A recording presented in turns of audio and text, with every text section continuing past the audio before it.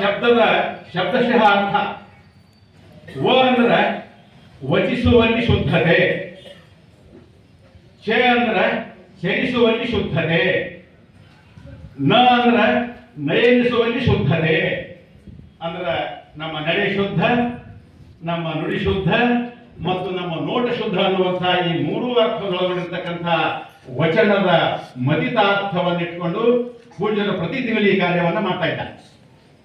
ಇದು ಬೇಕು. ಇದು ಯಾಕೆ ಬೇಕು ಅಂತಂದ್ರೆ, ಸಾಮಾನ್ಯವಾಗಿ ಇನ್ನೊಂದು ಮಾತು ಹೇಳಿಕೆ ನಾನು ಇಚ್ಛಾ ಪಡ್ತಾ ಇದ್ದೇನೆ. ಇವತ್ತ ಪ್ರತಿಯೊಬ್ಬರ ಮನೆಯಲ್ಲಿ 3 ವಸ್ತುಗಳು ಕಂಪಲ್ಸರಿಯಾಗಿರ್ತಾವೆ. ಅವರು ಬಡವರಿರಲಿ, ಶ್ರೀಮಂತರಾಗಿರಲಿ, ಯಾರೇ ಇರಲಿ, ಅವ್ರ ಮನೆಯಲ್ಲಿ 3 ವಸ್ತುಗಳನ್ನು ನಾವು ಕಾಣ್ತೀವಿ.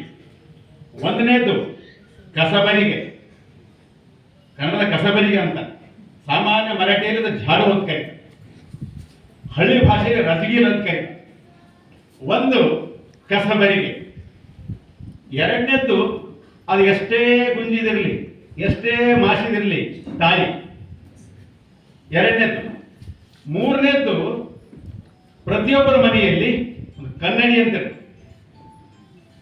ಇವು 3 ಅವಶ್ಯವಾಗಿ ಪ್ರತಿಯೊಬ್ಬರ ಜೀವನಕ್ಕೂ ಇವು ಅವಶ್ಯ ಅನ್ನುವಂತಹ ಮಾತನ್ನು ನಾವು ಪರಿಗಣಿಸುವುದಾದರೆ, ಇವು ಯಾಕೆ ಬೇಕು ಅನ್ನುವಂತಹ ವಿಚಾರವನ್ನು ಕುರಿತು ಒಂದೆರಡು ಮಾತು.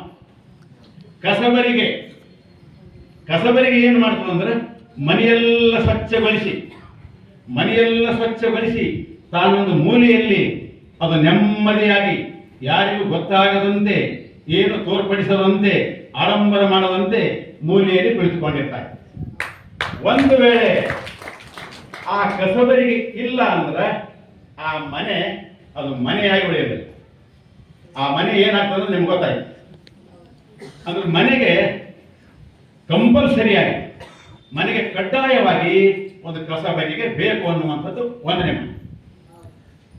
ಎರಡನೇದ್ದು ತಾಳಿ ಅನ್ನುವಂಥದ್ದು ತಾಳ್ಮೆಯ ಸಂಕೇತ. ನಾವು ತಾಳಿಕೊಳ್ಳಬೇಕು, ನಮ್ಮಲ್ಲಿ ಸಹನೆ ಮುಖ್ಯ, ನಮ್ಮಲ್ಲಿ ಶಾಂತಿ ಮುಖ್ಯ ಅನ್ನುವಂತಹ ಸಂಕೇತವನ್ನು ಅದು ಸೂಚಿಸ್ತದೆ. ಮೂರನೇದ್ದು ಕನ್ನಡಿ ಅಂತೂ ಬೇಕೇ ಬೇಕು. ಕನ್ನಡಿ ಇಲ್ಲ ಅಂದ್ರೆ, ಕನ್ನಡಿ ನಾವು ನೋಡಿಲ್ಲ ಅಂದ್ರೆ ಜನ ನಮ್ಮನ್ನು ನೋಡ್ತಾರೆ.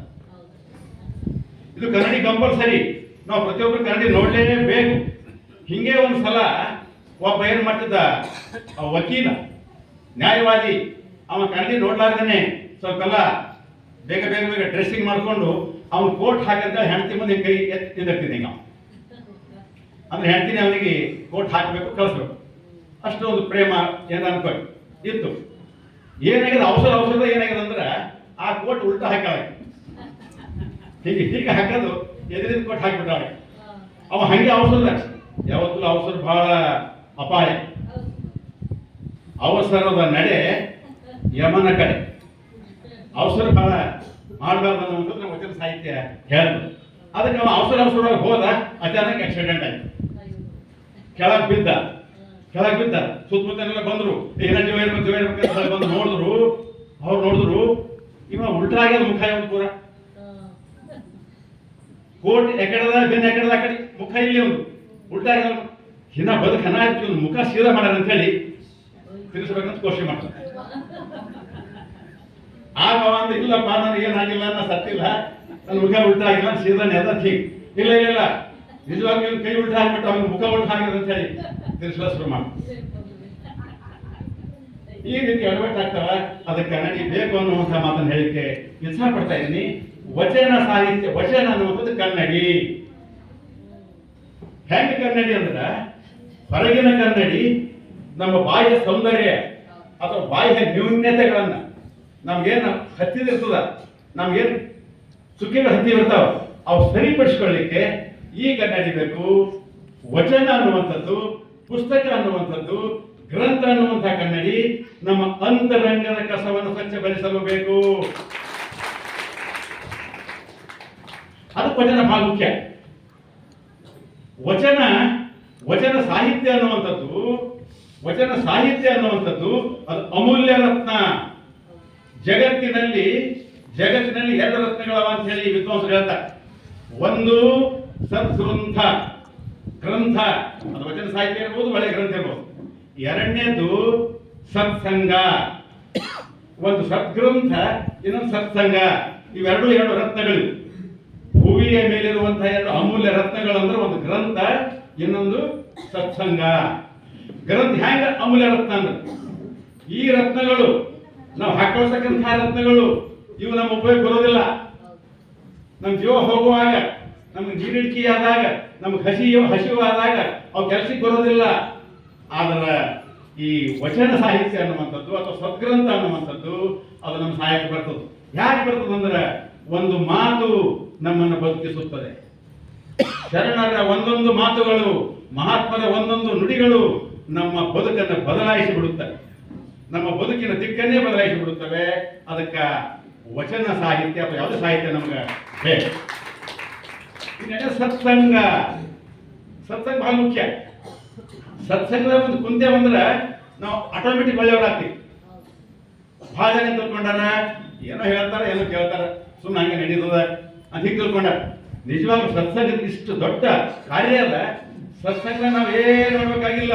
ಹೈರಾಣ ಆಗ್ತಾರ, ಓದೋರು ಓದ್ತಾರ, ಮೈಕ್ ಹಚ್ಚೋರು ಮೈಕ್ ಹಚ್ತಾರ. ನಿಮ್ ಕೆಲಸ ಇರೋದು ಬರೀ ಆರಾಮ್ ಕೊಡೋದು. ಹೆಂಗ್ ಕೊಡೋದು ನಾಶ ಬರೀ ಆರಾಮ್ ಶಾಂತಿ ಕೊಡೋದು. ಯಾಕೆ ಕೊಡ್ಬೇಕಂದ್ರ ಸತ್ಸಂಗದ ಮಹತ್ವ ಏನು ಅಂತಂದ್ರ ಸತ್ಸಂಗದ ಬಹಳ ಮಹತ್ವ ಅದ. ಕೂಡಲ ಸಂಗನ ಅರಿವಡೆ ಶರಣರ ಸಂಘವೇ ಮೊದಲು. ಮಹಾತ್ಮರ ದರ್ಶನ ಆಗ್ಬೇಕು ಅಂದ್ರೆ ನಾವು ಸತ್ಸಂಗದ ಬಂದು ಕೂಡಲೇಬೇಕು.